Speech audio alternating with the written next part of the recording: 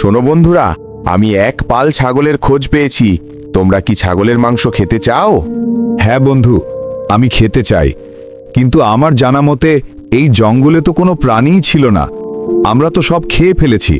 তুমি কি ঠিক খবর দিচ্ছ নাকি আমাদের সাথে মজা করছো?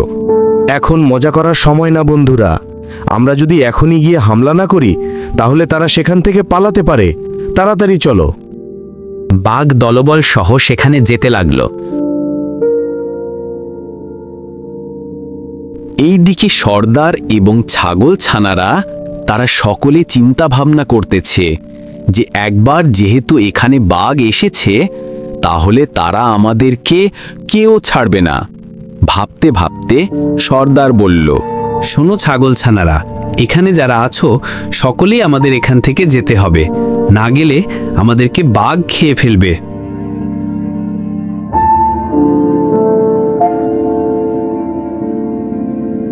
একটু পর বাঘের দল আসলো সেখানে। ছাগলের দল এখান থেকে পালিয়েছে, কিন্তু যাবে কোথায়? আমরা তাদের খুঁজে বের করব। চলো বন্ধু, আমার তাদের খুঁজে বের করতেই হবে।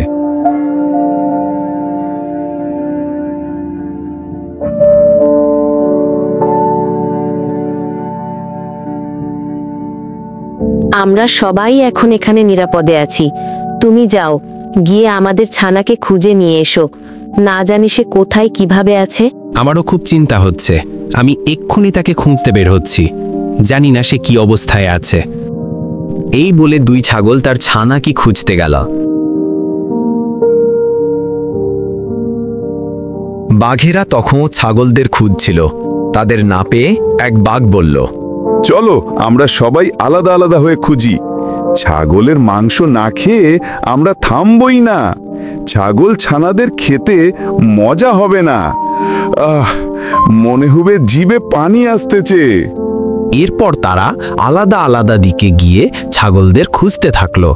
এসব কিছু সেই কাক দূর থেকে দেখে ফেলল আর বলতে লাগলো, সর্বনাশ, আমি তো ছাগলছানকে ঘুম পড়িয়ে ওর বাবা মাকে খুঁজতে এসেছিলাম। এখন ও যদি বাইরে বেরোয় তাহলে বাঘেরা তো ওকে ছিঁড়ে ছিঁড়ে খাবে। না, এখানে আর এক মুহূর্ত থাকা যাবে না। তাড়াতাড়ি বাসার দিকে যেতে হবে। এরপর সে তাড়াতাড়ি ঘরের দিকে রওনা দিল। কিছু দূর যেতেই সে জঙ্গলে দুটো ছাগলকে দেখতে পেল। তখন সে সেখানে গেল।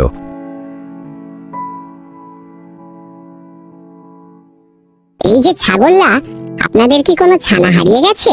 হ্যাঁ, আমার ছোট ছানাকে আজ 2 দিন হলো খুঁজে পাচ্ছি না। ও কাউকে না বলে বনের এদিকে এসছিল, তাই তাকে খোঁজার জন্য এসছি আমরা। ও, সে আমার কাছে আছে। তাহলে তোমরা খুব সাবধানে আমার পিছু পিছু এসো। জঙ্গলে অনেক বাঘেরও টহল দিচ্ছে।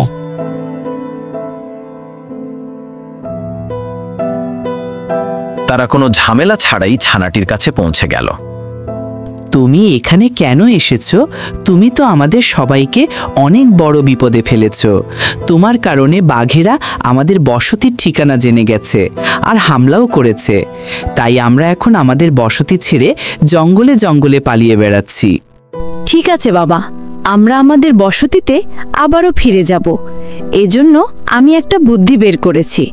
যদি তোমরা সবাই আমাকে সঙ্গ দাও তাহলে আমরা সফল হব।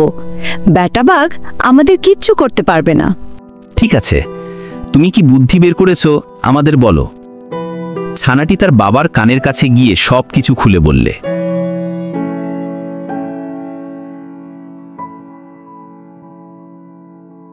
সাবাস বাবা, তবে এতে খুব সাবধানতা ও কৌশল অবলম্বন করতে হবে।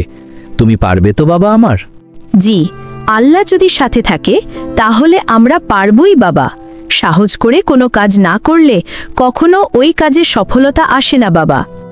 বাঘেরা যেহেতু ছড়িয়ে ছিটিয়ে ছিল, তাই তারা বাঘের চোখ ফাঁকি দিয়ে অনেকগুলো গাছের ঠাল জোগাড় করল। এরপর সর্দার ও ছাগলছানা দুজনেই গাছের উপর উঠল।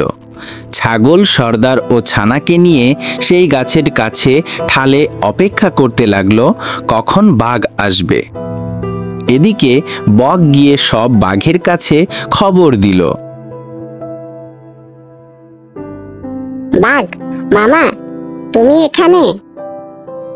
আমি ওদিকে একটা ছাগল ছানাকে বনের ভেতর ঘুরঘুর করতে দেখলাম।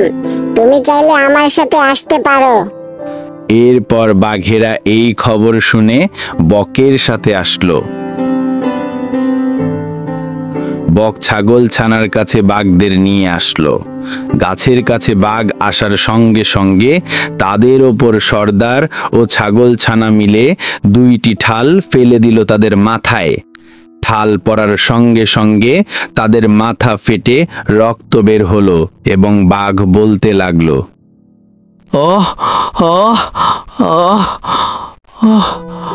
কাক, এই ছিল তোর মনে? তোকে আমি ছাড়বো না কাক। আর এই ছাগল তোদের এত বাড়ি সাহস, আমাদের আঘাত করিস?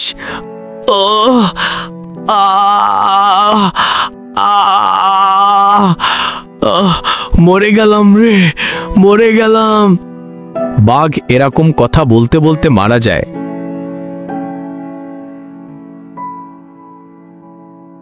আমি তোমাকে নিয়ে গর্বিত বাবা।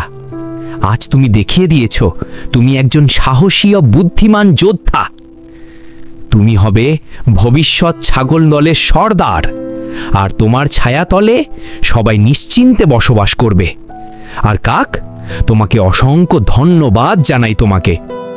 এরপর থেকে সর্দার এবং ছাগলছানা জঙ্গলের সকলেই মিলেমিশে বসবাস করতে থাকে।